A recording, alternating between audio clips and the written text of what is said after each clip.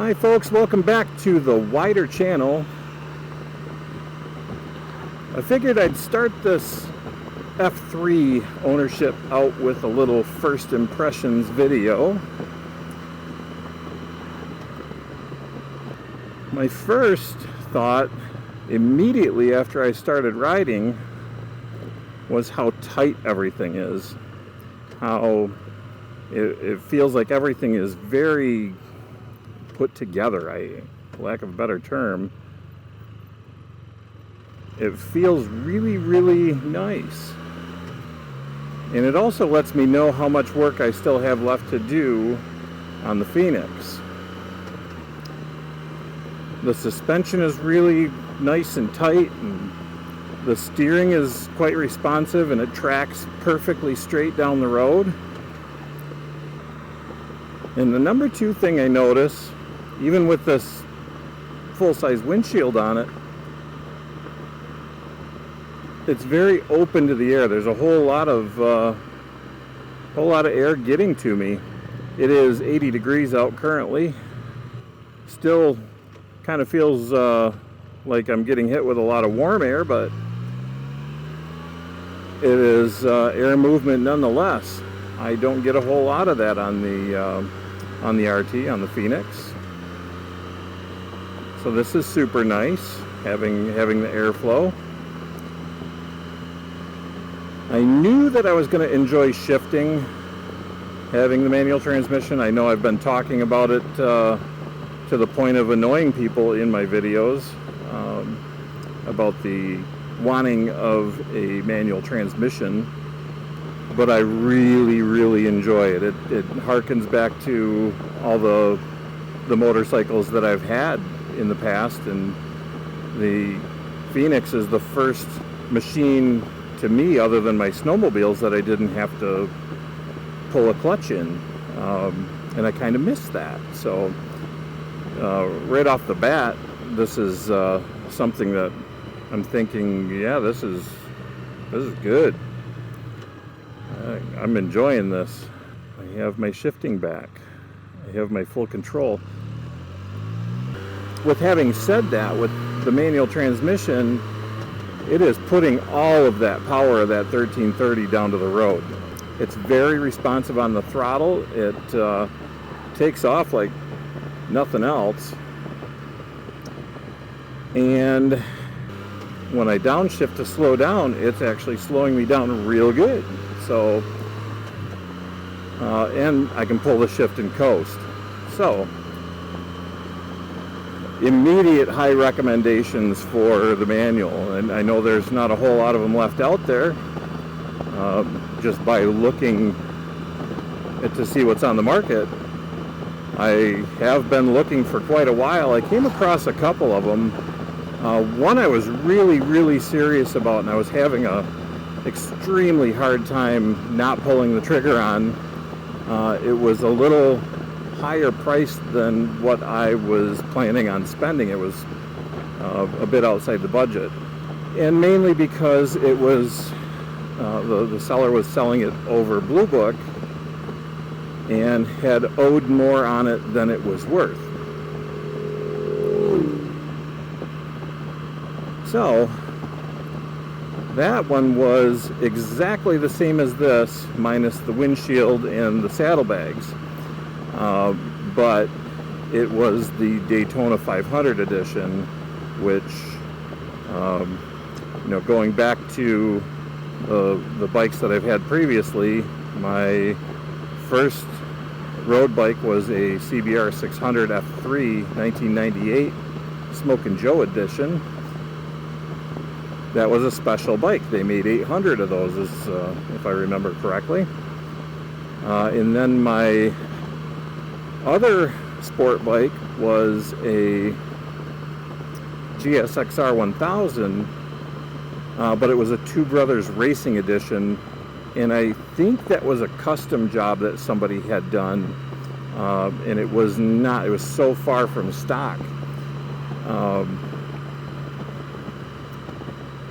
So I like the bikes that there aren't a whole lot of, and I've seen a handful of the Daytona 500 editions mainly on YouTube.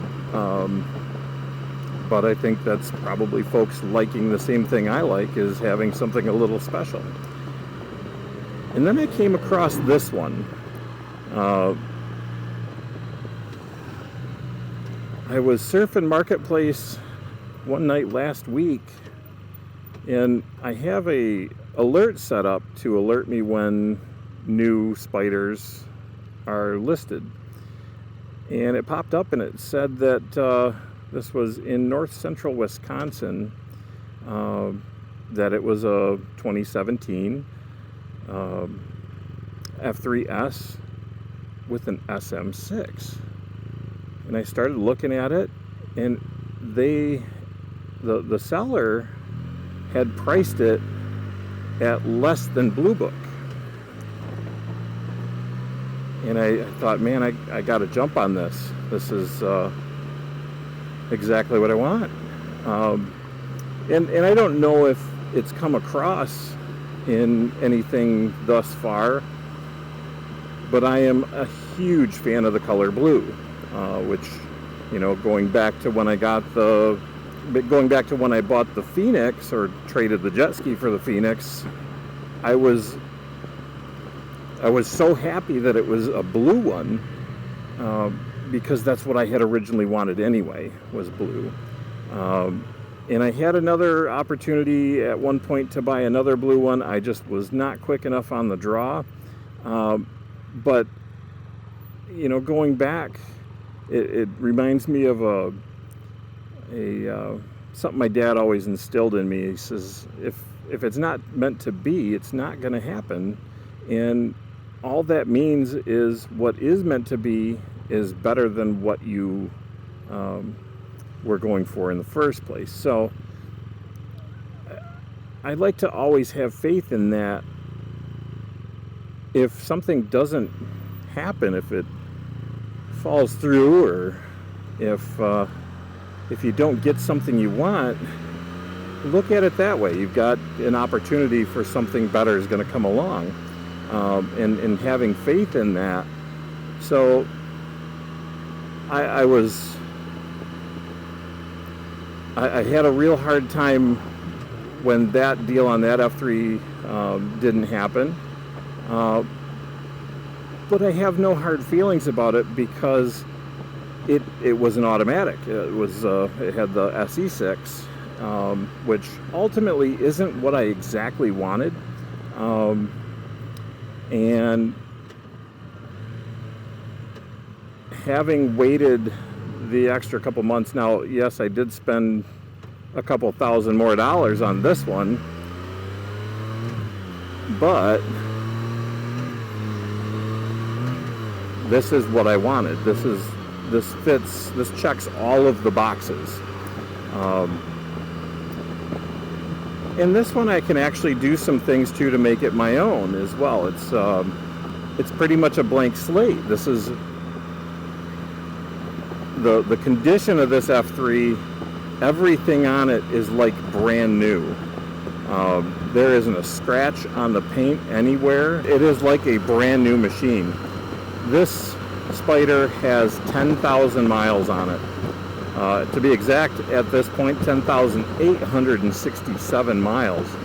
So it's like I bought a brand new machine, especially after riding one that has 132,000 miles on it now. So back to my impressions of this F3. I do know something. I know that the foot pegs are adjustable. I am not sure on how that adjustment's done yet. I'm still very new and haven't watched a whole lot of F3 videos yet. I will be, I can tell you that. I am a YouTube junkie, so things are slowing down for me at work enough that I can I'll have some of my time back in the day to go home in the evening and watch some videos. And I'll be back on the on my normally scheduled every couple weeks post a new video. So yeah, I'll figure that out. I think I want to do floorboards on this one as well. I'm not sure yet, but I am a fan of the floorboards. I also want highway pegs, and I want highway pegs on both of them. And I guess that enters a new subject of, am I going to keep the Phoenix? Absolutely. The Phoenix is not going anywhere. I still have quite a bit of work to do in fixing a few things on the Phoenix. There's some things I want to use it for learning, and this one I want to have fun with and accessorize. I want to make this my own. I want to have fun with it. So number one, I would like to extend the pedals out. They seem like they're right in the middle of the tube right now, so I think there's lots of adjustment one way or the other. And the other thing is, I feel like I'm leaning forward to grab the handlebars, and I want to come back here and be able to comfortably reach. So having these back, I know they make different handlebars for it. I'm not sure if there's 1, 2, 3 sizes. Let me know in the comments what you all know about the F3 and what you think I should do with this. So far, I'm liking the saddlebags on the side. These are aftermarket saddlebags, and they come right off real easy, and you can pack them up and bring them out and stick them on. But I think I'd want to do the trunk piece as well. I'm not sure though.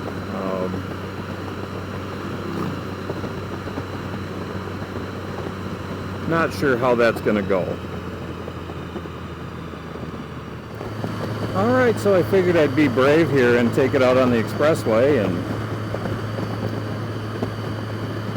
right off the bat, again, it is snappy. It gets right up to speed, no issues whatsoever. It runs so smooth down the road. We are on I-75 right now in running 74 miles an hour. It's no effort on my part. Again, this would be a good spot. I've got the cruise set.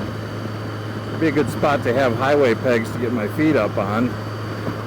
Where these foot pegs are, I can set my heel, or I guess my Achilles tendon. That's kind of where I'm setting it, and it's kind of akin to having highway pegs, but not quite. It's almost there, just not quite. So that's something I'll be looking for. As most of you know, my wife has a Jeep. I was telling her that now I have something I can throw accessory money at. She's having had Jeeps. It's one of those things you just accessorize the heck out of.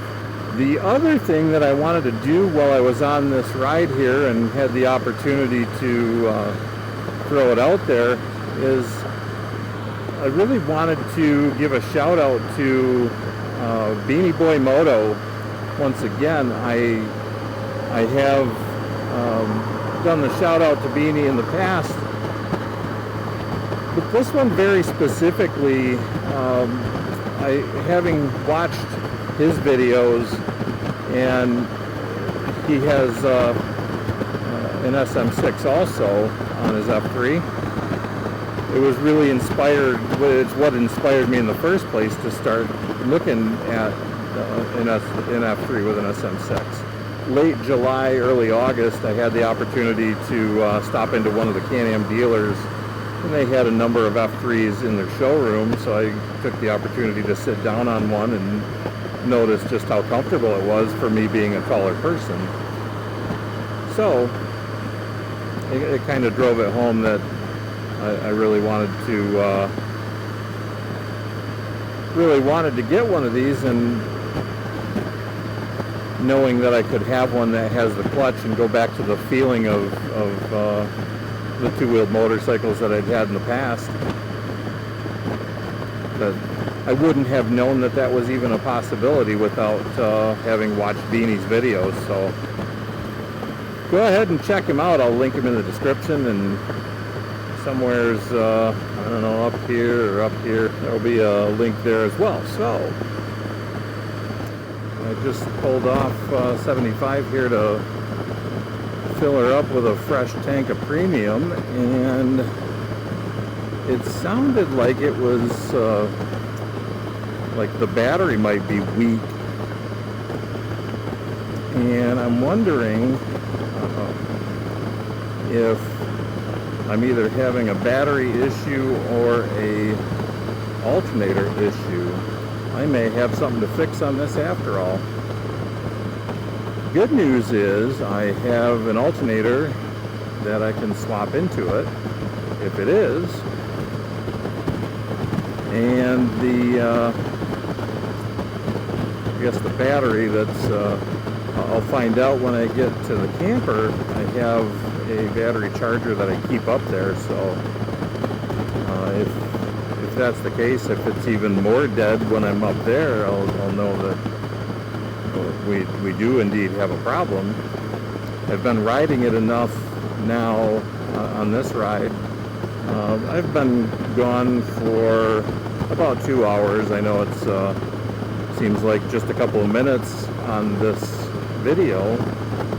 There's a lot of editing involved here. I don't want to take you on the entire ride. That would be super boring, so I'll check that out when we get up to the camper. Like I said, I have means to charge the battery back up. But so far so good. The ride is going very well. I'm super impressed with it. I'm happy with my purchase. It just seemed like the battery was a little weak on the start there at the gas station, and after a couple hours of riding, I wouldn't expect that to be the case unless I'm having a battery problem or a battery charging issue. So we'll keep an eye on that this weekend and go from there. So I'll see you when I get to the back roads. Welcome back. We are on our way home from a nice weekend at the camper.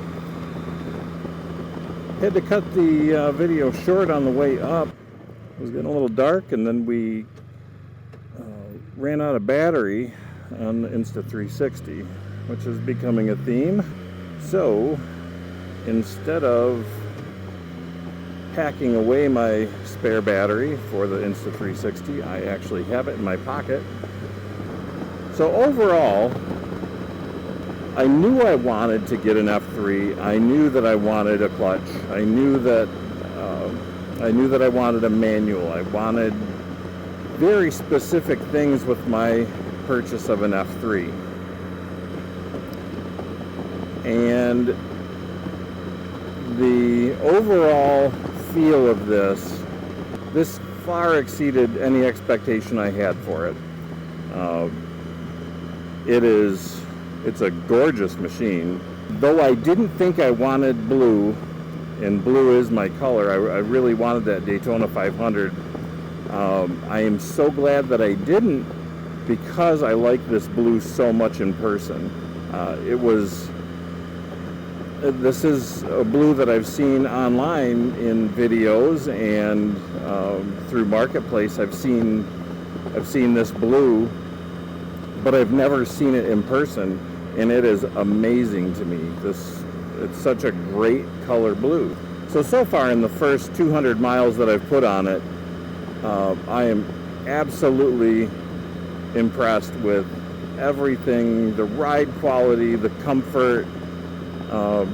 Everything about the ride on this F3 has exceeded my expectations. I expected it, not having the air ride that the RT has, not having a lot of the creature comforts, the floorboards, quite a few of the things that the RT has for creature comforts. I was expecting this to be a rougher ride, to be less comfortable, to have fatigue differently or in different places after riding, and I'm not getting that. So my expectations are far exceeded on my first ride of the F3. I am on my way home from the camper from the weekend, so I did take it for one little ride into town to pick up some groceries that we didn't have. We forgot the onion at home and a couple other little things that we needed for the weekend. It's about a 15-minute ride into town. And the storage capacity on this is nowhere near what I have in the Phoenix. RT Limited just has so many compartments, and the frunk is bigger, the trunk is a decent size, the side bags are even bigger than these aftermarket, somewhat. Performance, this is absolutely more than I would have ever expected out of a Spyder. I went from riding my Phoenix, the Spyder RT Limited, with the push-button oil clutch transmission, to this manual that just puts all the power down to the road as soon as you let off that clutch. The performance is insane. It is out of this world fun. So the performance exceeds the expectations very easily. And the fun factor, I'm feeling a lot more open. There's far less fairing. More of the air around me is actually hitting me, so it's it kind of feels more open, because it is more open. I think that's lending to the fun factor. It's akin to the RT being more like my Goldwing, and this being more like a sport bike, like the GSXR. They are two very different machines, although the feel is similar. The stability, the feeling of safety and comfort. So I'll do a very deep dive on the differences between the F3 and the RT in an upcoming video. We'll get them both out, and we'll do some comparisons. But I just wanted to give that first impression type,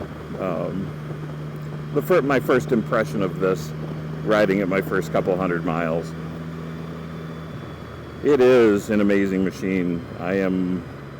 There is zero regret for this purchase. So to recap everything, this 2017 Spyder F3S with the SM6 exceeds my expectations in every category. This is exactly what I wanted, and then some. So I would say that is a pretty good first impression. Tell me what you think in the comments. What do you think I should do to this? What do you know about F3s that can help me with this F3?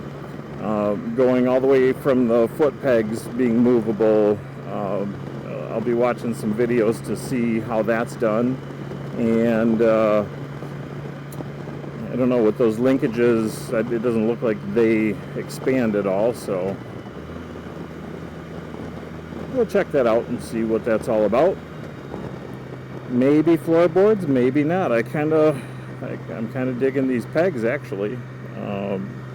But tell me what you think. If you've went from pegs to floorboards and you found it to be worthwhile. So if you like the episode, go ahead and pull the clutch in, rev it up, and hit that like and subscribe button. Any comments, anything that you think I should do to this, leave them in the comments below. Even if you just want to say hi, I'll respond to every comment that comes in. I always do. Lots more videos to come, and hopefully I will see you on the next one.